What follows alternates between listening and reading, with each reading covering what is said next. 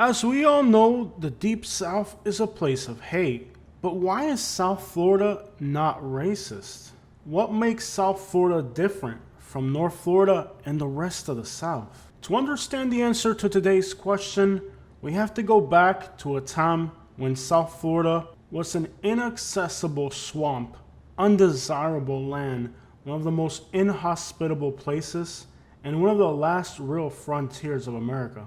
We have to go back to the time when South Florida was incommunicated and not connected to the rest of the United States, but it was an essential part of the Spanish Empire. There were no roads or railroad connecting South Florida to the United States, but the ocean connected Florida to the Spanish Empire. Across the Florida Strait, just 90 miles away, was Cuba, the heart of the Spanish Empire, which needed the fishing resources and the cattle that Florida could produce. From the time of the Spaniards, a line had already been drawn separating geographically South Florida from North Florida. The ports of Cuba were the embarkment point between Spain and all of its Spanish Empire in the Americas.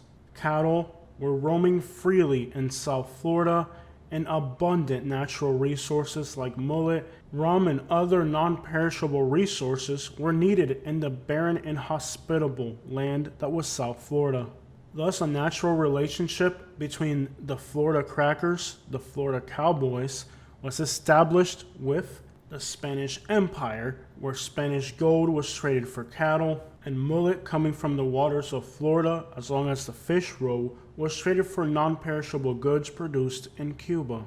Even during the time when Florida technically belonged to the English Empire, Spanish fishermen of Cuban descendancy roamed South Florida, and those brave Englishmen who lived in South Florida depended not on the trading routes to the north, but on the trading routes towards the south. Thus, right up until the early 1910s and 1920s, the routes trading with Cuba were more important to the sustainability of South Florida's residents than it was to its connections to the United States.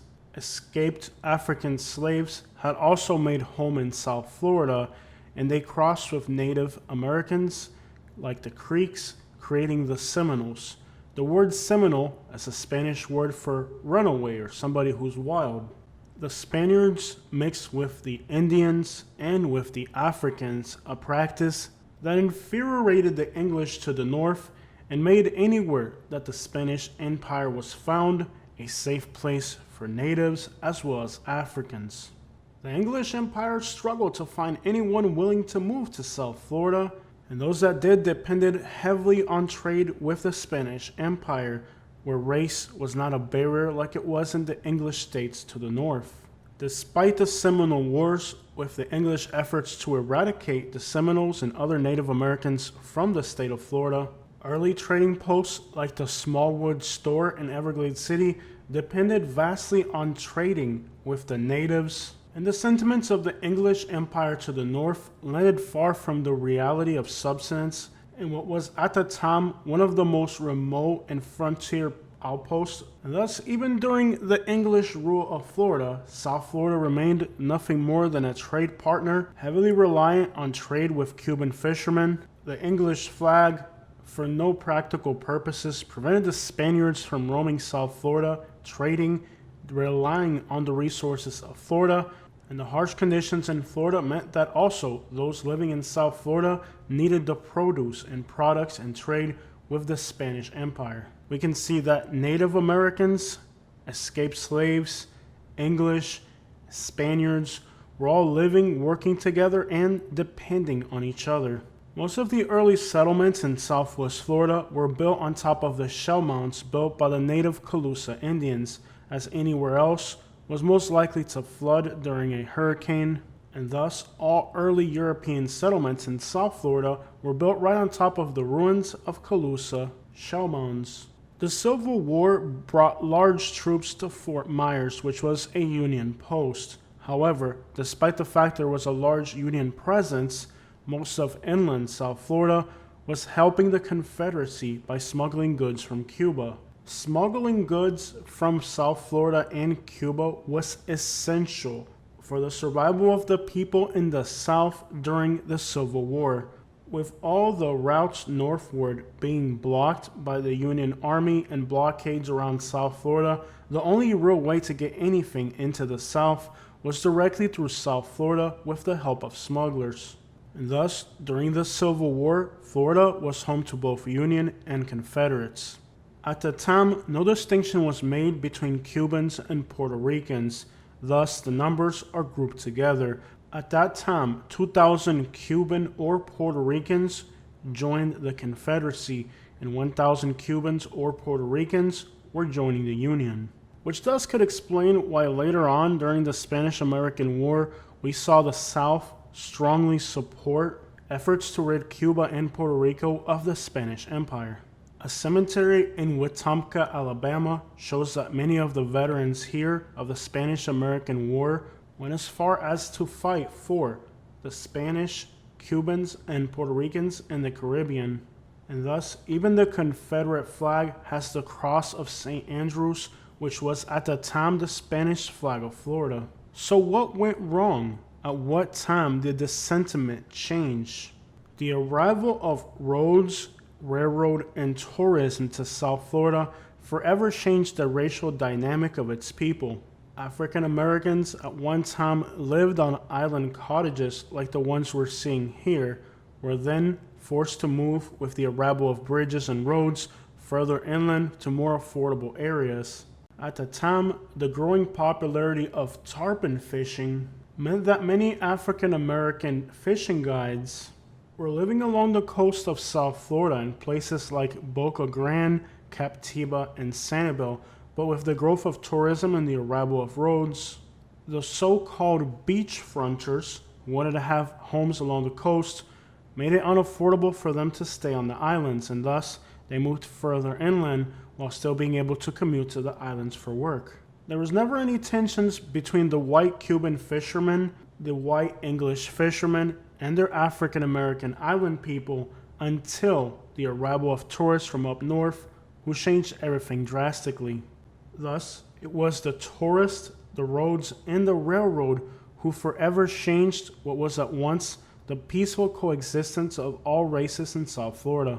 After the arrival of highways and railroads, atrocities did become common in South Florida, but before their arrival, the vast majority of Southwest Florida was nothing more than an extension of the Spanish Empire. As you may know, most of the islands and cities along the coast of Florida have Spanish names, and it's only logical since right up until the 1900s, it was mostly Cuban fishermen who inhabited this coast. Using the techniques of the Calusa Indians for fishing, what is now the coast of Florida was once nothing more than fishing ranchos, or ranches as the Spanish called them. These ranches would have looked very much like the peaks of the Naples fishing pier. If you've been on Naples fishing pier, you have somewhat of an idea of what these Cuban fishing ranches would have looked like, nothing more than very primitive huts along the coast. Despite being one of the most expensive areas in the United States, the Naples metropolitan area today is still about 30% of Hispanic descent. Let's learn a little bit about some of the communities along the Gulf Coast that have Spanish names. We're going to start off looking at the southern tip of Southwest Florida. Marco Island was a Spanish word for San Marcos. Moving further on, Naples, Florida is an Italian name. Bonita Springs was originally called Survey. However, to make it sound attractive to tourists, it was given a Spanish name of Bonita Springs. Estero, Florida was originally a Spanish word for estuary. Estero Island, where Fort Myers Beach sits, also is the Spanish word estero for estuary. San Carlos Park, Carlos, was the Spanish renditioning for Calusa, the natives of the area. Sanibel was a Spanish word for Santa Isabella, thus the English version San Isabel or Sanibel. North of Sanibel is Captiva Island. Captiva is a Spanish word for captive, so we can assume that perhaps at some point there were captives or enslaved people living on this island, or perhaps maybe prisoners. Pine Island was Isla de Pinos. On the north end of Pine Island is Boquilla, which would be Spanish for small opening. Cayo Costa is Spanish for key of the coast, or coastal key. Boca Grande is Spanish for large pass. Placida would most likely mean placid or calm waters. Don Pedro Island is a Spanish name. Rotonda is Spanish for round. El Jobin sounds like a Spanish name, however, it's really Joel Bean, who was not a Spanish. So despite El Jobin sounding like a Spanish name, it isn't. Punta Gorda, Fat Point in Spanish. Port Charlotte was the English renditioning of Carlos, which was the Spanish renditioning of Calusa. It was renamed Charlotte by the English. Hopping back to Fort Myers, Punta Rasa, which was a very important trading post, is a Spanish word meaning flat or barren point. Venice, as of Venice, Italy. Sarasota would have been with a Z, Sarasota, a Spanish word which would have likely meant a place of dancing. While it is not exactly known what Sarasota means, it is believed that most likely it is a Spanish word. Ana Maria Island, of Spanish origin, outside of Bradenton near the DeSoto National Memorial, is Palma Sola, Spanish for lonely palm or single palm. DeSoto is also a Spanish name. Fort DeSoto, named after the Spanish conquistador DeSoto. Tierra Verde is Spanish or Italian for Greenland. Likely this area had grass. St. Petersburg, Russian. Madeira Beach, Portuguese. Largo, Spanish for long. Ave Maria, a recent development, also has a Spanish name. If we were to look at the Southwest Florida coast even more microscopically as far as the name of every single key, we would really understand how much influence the Spaniards had in early Florida.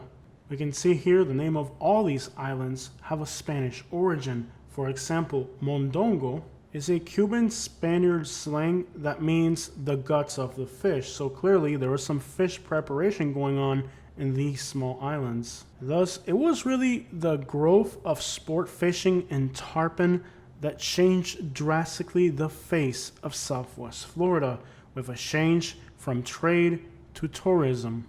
If you would like to learn more about the history of Southwest Florida, including its African American and Cuban fishermen, I would strongly advise going to this YouTube channel, WGCU. They have extensively documented the history of all of Southwest Florida's towns, including its Cuban, African American, and all other nationalities that form the origin of Southwest Florida. From their YouTube channel, we grabbed this photo showing an African American child and a white child holding hands. This was from Captiva Island, which at the time had an African American community. Much of the history that we've talked about on today's video is sourced from the WGCU documentaries. This photo as well shows a Cuban family which were relevant in the area of Southwest Florida right up until the 1970s. Many of the first homesteads in Southwest Florida, even places like Fort Myers that today have English names, were originally Cuban homesteads. The first real founder of Fort Myers was actually a Cuban. However, to this day, they have erased that part of Florida's history. A historical homestead in Estero, Florida is also of Spanish name. Cuban fishermen were also present heavily in the Charlotte Harbor area. If you really like Southwest Florida, I would strongly recommend checking out the WGCU YouTube channel. No association disclaimer, I just really want to recommend this channel to my audience, especially if you're a Cuban or African American and would like to learn more about your Southwest Florida history and how it relates to your people. As a Cuban myself, I was really surprised to learn how much influence Cubans had in early Southwest Florida history. A lot of people who've moved to Southwest Florida don't know Southwest Florida's history. They'll be surprised to know that Cubans have been here for a very long time and are the founding families of Southwest Florida. iconic landmarks of Southwest Florida, known throughout the entire world, like the Naples Pier, are modeled after Cuban fishing ranchos. These fishing huts were only temporary, and their presence only revolved around the mullet run. Thus, their designs were very simple, since they were nothing more than temporary housing, as we can see here from the design of the Naples Pier. But how are things in Southwest Florida today? Well, as we know, in the United States, racism continues to be a problem, but Southwest Florida is not rooted in slavery, cotton, and racism like the rest of the South. The area of Naples, Florida is about 30% Hispanic, with Cubans being the majority. Naples, Florida has one of the largest percentages of Cubans by population of any metropolitan area in the United States. The Golden Gate Estates, which was at one time predominantly white, today is over 45% Hispanic, majority of them being of Cuban descent, followed by Colombian. Talking a little bit about Cubans and Colombians, let's go a little bit south of Naples to a little place called Everglades Cities around the 1970s. In the 1970s and 1980s, as the DEA put pressure on Miami, Florida, Everglades City in Southwest Florida became the largest entry port of illegal smuggling into the United States.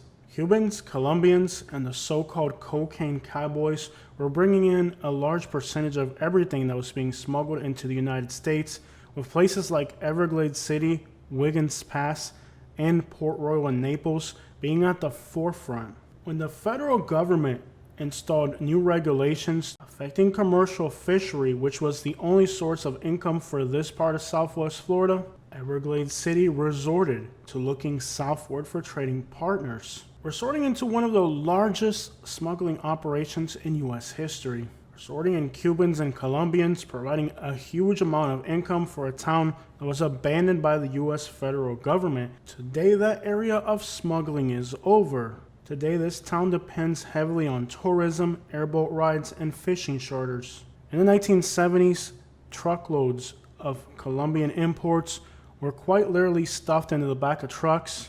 And it wasn't just Everglades City. Even the Cocohatchee River in North Naples saw a lot of that happening, with entire loads getting jammed underneath the US 41 bridge and having so much product that they couldn't keep it inside trucks and houses and literally had to store it in their backyards underneath blankets. At least that's the story that the old timers in North Naples used to tell me.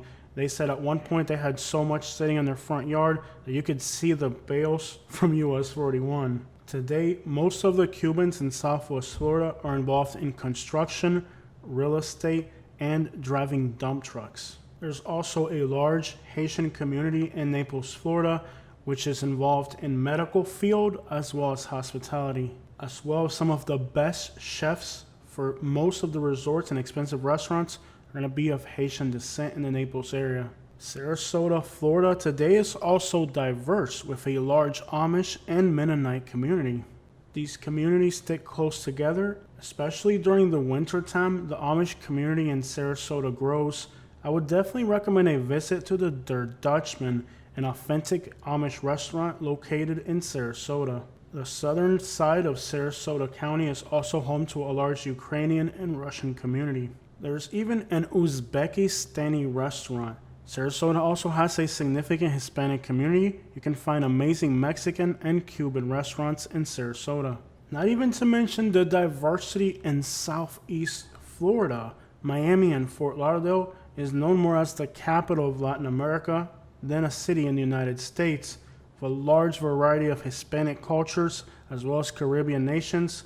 Southeast Florida is one of the most diverse places in the United States, with a thriving economy, one of the fastest growing regions in the country, strong real estate market, low crime rates, one of the best places to live and vacation. Here we are walking along Hollywood Beach between Miami and Fort Lauderdale. Southeast Florida is definitely one of the most diverse places in the United States, but for the sake of today's video, I really wanted to focus a lot on Southwest Florida because it's a little bit less known of a history. I think we're all pretty much familiar with the composition of Southeast Florida and understand how important it is to the Hispanic community, with Fort Lauderdale, West Palm Beach, and Miami being some of the most diverse cities in the South. We are looking at a race map. Hispanic is orange, white is blue, black is green, and Asian is going to be red. As you can see, most of the Miami area is orange for Hispanic. You can see there's some pockets of white population in South Miami and a few pockets of black around Pirine, Coral Gables, South Miami. You can see that for the most part, there's also some blacks heading back towards Homestead and Florida City. But you can see that most of Dade County is Hispanic with some pockets of white and African American. Northwest Miami continues to be African American. However, you can see the orange is creeping in, and very soon, Northwest Miami, historically an African American community, will soon be Hispanic. Hialeah is the most Hispanic place in all of Florida. The city of Hialeah has 200,000 people. About 96% are going to be Cuban or of Cuban descendancy. Miami Springs, purely Hispanic at this point. It used to have a large white population, but it has become Hispanic. It's a beautiful area located just north of the Miami airport. Beautiful little city. Miami Beach used to have a white population, but as you can see, Miami Beach is starting to become Hispanic as well, with whites no longer being the majority. This area also had a large Jewish community, and it is also being replaced by Hispanic. Moving into Hollywood, Miramar, and Broward County, you can see that there are black, Hispanic, and white communities. And in some areas, you can see some red. Those are going to be Asian communities around the Sunrise area. You can see that the Fort Lauderdale metropolitan area, even some of the suburbs like Coral Springs, these areas are beautiful, diverse suburbs.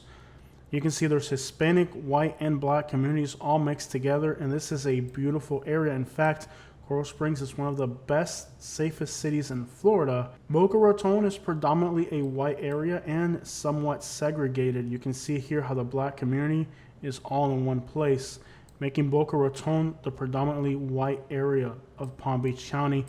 As you head into Lake Worth, you can see there's a large Hispanic population, and north of West Palm Beach, there's a pocket of black population, very dense as well. You can see how pushing into the suburbs, there are pockets of Hispanics and blacks moving into the suburban area of Palm Beach County. Jupiter is mostly white with some pockets of Hispanic. Beautiful town. Port St. Lucie, as you can see here, has a mix of Hispanic, black, and white areas, with white being the largest group.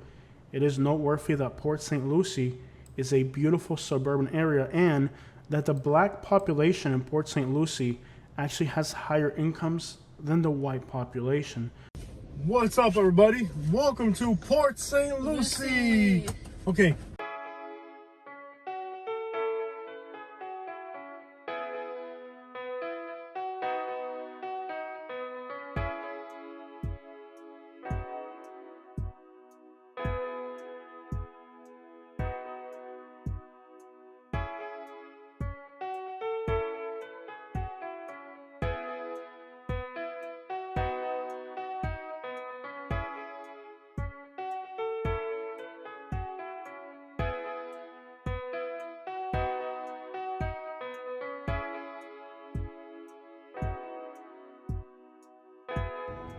What's up, everybody? Welcome to Port St. Lucie, Florida. This is Jose Rodriguez. And his co-host and wife.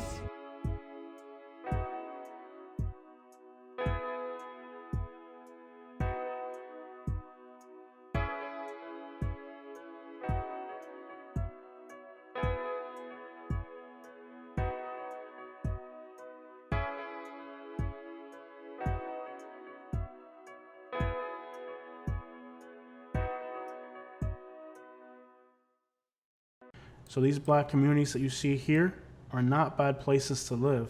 Great communities with high incomes. One of the best places for African Americans in the United States is Port St. Lucie. Naples, Florida is white along the coast and increasingly Hispanic far inland. You can see that there's a small African American community right next to downtown Naples.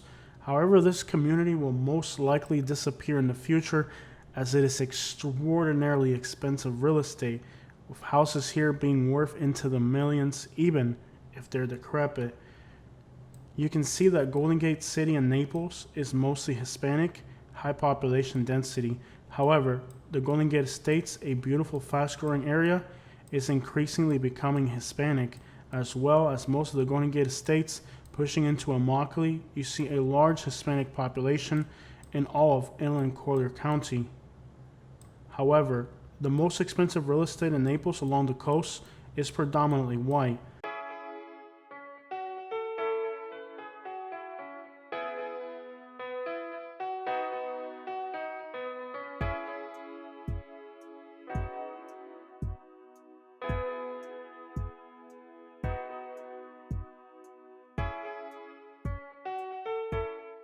Bonita Springs, Florida has a large Hispanic community.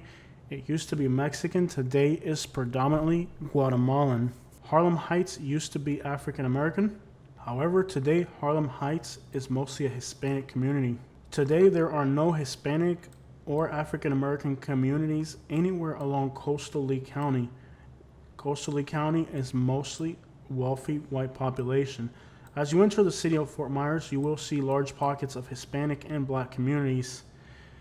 In Fort Myers, you have a African American community around downtown, and off of Palm Beach Boulevard is a large Mexican and Guatemalan community. As you cross into North Fort Myers, you'll see that most of North Fort Myers is white.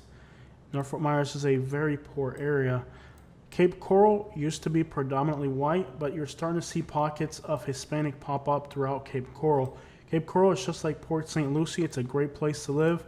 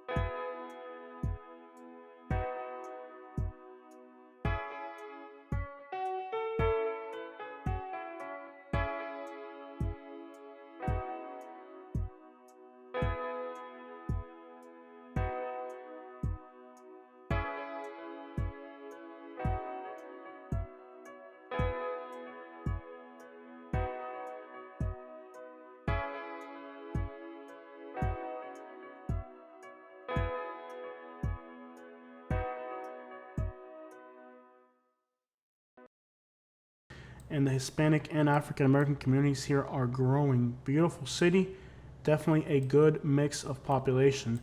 Lehigh Acres, Florida is the eastern end of Lee County, and it used to be predominantly white like you see around Palm Beach Boulevard, but it has turned mostly Hispanic with a few pockets of Black. Most of these Black pockets are going to be Haitian. Lehigh Acres is at this point about 70% Hispanic, and increasingly the areas like this area here, which are predominantly white, are also going to flip and become Hispanic in the future. Even these gated communities like Portico here, which show up as white, as of now are going to be mostly Black or Hispanic. So Eastern Lee County is increasingly becoming Black and Hispanic, and the white population of Lee County is becoming increasingly smaller. Charlotte County is predominantly white, but the analytics for African Americans and Hispanics living in this county are not bad at all. Sarasota has a poor Hispanic and Black community on the north side of the city. Both are facing incredible pressures from gentrification. Bradenton has a large Hispanic community down the center of the city, and it goes right across the bridge into Palmetto. Most of the outskirts are white, and I have talked to many African Americans who live in this area.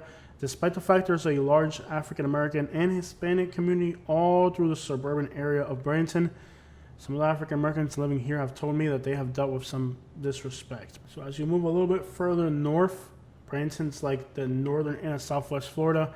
Race relationships here are a little bit more tense because you're kind of again pushing into Central Florida. Despite that, the outskirts of Tampa are growing in Hispanic and Black population. As you can see here, it's very diverse, but that doesn't mean it hasn't come on a price tag for the people living there.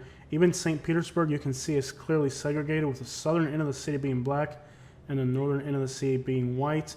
As you head over into Clearwater, you can see some pockets of Hispanic growing around Clearwater. This used to be a mostly white area, but it's increasingly having a growth in the Hispanic community. Western Tampa is mostly Hispanic, that's Cubans and Puerto Ricans. South Tampa is white. East Tampa is mostly black, with a lot of Haitians and Jamaicans mixed with the black community. You can see clearly how Tampa is segregated, with the white population separating the Hispanics from the blacks. Clearly a segregated city. Tampa used to be a very welcoming city, but after the riots, it really went to crap. A lot of horrible things have happened in the last few years, and that has definitely done a lot of damage to Tampa. Once you head out into the suburbs, beautiful places like Wesley Chapel, you start to see a pocket of Asian here and there. Once you get out of South Florida, you can see the distinction. It's either black or white and heavily segregated. The southernmost plantation is just north of the Manatee River. So once you get past Bradenton, Florida, you enter the deep south. You enter an area that depended on slavery, plantations, and cotton. Anything south of there depended on fishing, depended on cattle. So thus, historically, once you get north of the Manatee River, it's an area that now depended on cotton. So their views of African Americans, for example, are different than in South Florida. Their views of Cubans are different than South Florida because they were not trading with Cuba. They were not trading with African Americans. They didn't have tarpon African American fishing charters and tour guides. They had slaves here. This is called the Gamble Mansion, and it is the southernmost plantation in the United States. It is in Ellenton, Florida, right outside of Bradenton and Palmetto. It is quite possibly one of the most horrendous historical tours I've ever seen. There are no barracks showing where the African Americans would have lived. They only have the mansion. There's nothing to talk about the sugarcane, even though there was sugarcane at this plantation. They focused mostly on the cotton. It is an historically inaccurate representation, missing many chapters. It is quite literally one of the worst historical sites that I've ever visited, and it is managed by the Daughters of the Confederacy, and it is a huge misrepresentation. Being that sugarcane was still an important aspect of this plantation, but if you look at their plantation, they don't have the slave barracks. They don't have the kettles that would have been used for the sugarcane. All they have is a mansion portraying, if not downright glamorizing, the antebellum South. I had a few issues with the tour guide as I asked him a few questions that he was not very comfortable answering about the site. There were some South Florida aspects to the living conditions and situations of this particular mansion that were not clearly addressed in the tour, kind of a misleading representation of what this site would have actually been. But again, north of the Manatee River, you're no longer in Southwest Florida. You are now in an area where cotton was a thing. Now, cotton wasn't as important on this plantation as it would have been further north, but cotton was an aspect, and the communication and trading routes here were to the north, not towards the south, meaning that we are now crossing the Manatee River into an area that is no longer in any way similar to South Florida, even though, as you can see, the cistern here is very similar to what you would see in the Caribbean islands. This was actually a failed plantation. Many plantations, as well as this one, as the efforts that were done in Bonita Springs, were to kind of do the things in Florida that they would be doing in Cuba. The sugarcane, the pineapples, many of the things that came from Cuba. There were efforts to replicate that, but it never really worked out. Nothing that grew in Cuba actually grew very well in Florida. Whether it was the bananas or the pineapples, it just wasn't quite the same. And despite many efforts to replicate it, it never really worked out in the same way. And most efforts to cut off the dependency on Cuban products never really worked. They all mostly failed. The dependency on Cuba was definitely strong. And you can definitely see here, like with the use of their cistern, how they definitely had a system of considerable similarity to what you see in the Caribbean islands. I'm very familiar with this type of cistern because in my hometown in Cuba, our family cistern was exactly like this, and it's still in use today. When I explained a few things to the tour guide about how the cistern works, he was definitely not happy to hear it. Now, sugarcane can be grown quite far north. In fact, one of the best rum distilleries in the United States is in Richland, Georgia, which is in southwest Georgia. If you're ever in that area, I definitely recommend it. But the reason that historically South Florida has been much less racist than the rest of the state is because the reaching hand of cotton and the slavery plantation system did not ever prevail in South Florida. There were efforts like in Bonita Springs, where a farmer from Alabama brought slaves and tried to replicate somewhat of a Cuban effort with pineapples and bananas. Because of hurricanes and other natural disasters and weather inclements, none of these efforts ever prevailed. After the arrival of roads and railroads to South Florida, things did change, and South Florida did acclimate to the racial politics and climate of the eras. But by far, it is much different than the rest of the United States, and in particular, the adjacent Deep South. During the riots of Black Lives Matter, we saw Tampa be destroyed by rioters. During these national riots, Southwest Florida did not have rioting, did not have anything more than peaceful protests. In other words, the hate climate that prevailed through most of the Deep South and the United States did not reach South Florida. The African American communities in South Florida were not as angry as the African American communities in North Florida and in other parts of the country, places where they pretty much destroyed their cities.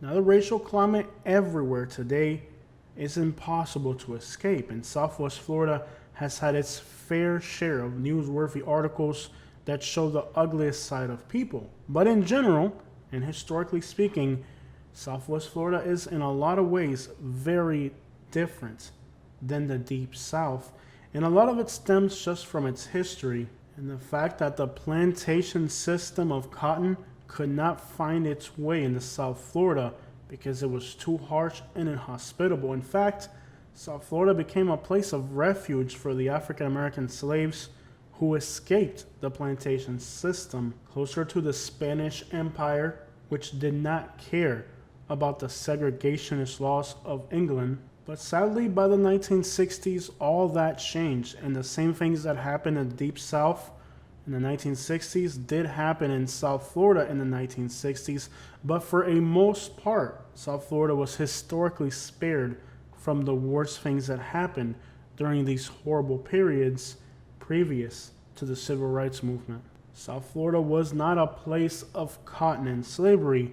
It was a place of trade, music, and exchange of cultures, a place of sanctuary for Creeks, Seminoles, escaped slaves, and anyone running away from the English. But north of the Manatee River, things are different.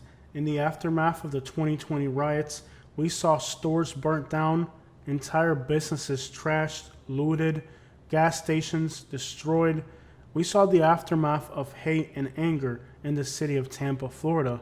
But it was interesting that while this happened throughout the Deep South and through much of the United States, Southwest Florida was spared from the aftermath of the riot destruction of the year 2020. But again, once you're north of that Manatee River, you're now entering an area that did have plantations, that did have slavery as we know of from American history, a slavery that did not exist or even barely prevail in South Florida. And thus, this is just another example that shows us the difference of the historical importance that slavery had and how its reach, not being able to find its way into South Florida, means that the hate that the people in Tampa have isn't present south of the Manatee River. I hope today's video has shed some light into the topic of why is South Florida not as racist as the Deep South. Despite South Florida being in the Deep South, there's the old saying that the further north you go, the deeper south you get. And that is because everybody knows that South Florida isn't part of the garbage, the hate that is the nasty, disgusting Deep South. Tampa shares a lot of culture with South Florida, but in South Florida, we didn't see looting and robbing and breaking in during these riots. That is how South Florida is different, and I hope South Florida continues to be distinctive from the Deep South and continues to be a welcoming place of diversity because each one of us brings something beautiful to the table. African Americans, Cubans, whites, everybody here, Spanish or English, brings something beautiful to the table, may it be culturally or cuisine. Each one of these groups, from the native Calusas to the Spaniards to the English today, has left their marks in South Florida, and each one has contributed culturally in a lot of great ways. Southwest Florida continues to be one of the fastest growing regions in the country, attracting people and welcoming people from all over the world and all over the United States. However, the state of Florida in general continues to become more polarizing. Social economic differences have always existed, in particular with the wealthy white population. However, that has not led to any real problems. Everybody lives together in the same cities, and despite the fact that the wealth is predominantly white, that doesn't seem to bother any of the other groups that are here in South Florida. It's really irrelevant. It doesn't matter to us. But it's not so much the social economic pressures, as real estate becomes more difficult to obtain and available land becomes harder to come across. Many people who are native to South Florida are being pushed out of affordability and ending up in other parts of the South, like Central Florida and other adjacent states, in areas where racism is real. And it's this pushing out of people from their areas. People have had to leave Miami, have had to leave Southwest Florida because they simply cannot afford it. It's this influx of growth that has pushed Native African American and Hispanic communities that are original to South Florida to try to find more affordable places, and thus it has destroyed the fiber of South Florida. However, despite that, many continue to find ways to stay in South Florida because they understand that as difficult and expensive as it is to make a living, there's no place like South Florida. I've traveled extensively across the United States, and there's no place like South Florida. If you're one of those people that's considered leaving South Florida because of affordability, my advice to you would be find a way that you can stay. Find a way that you can make more money because it really is worth being here.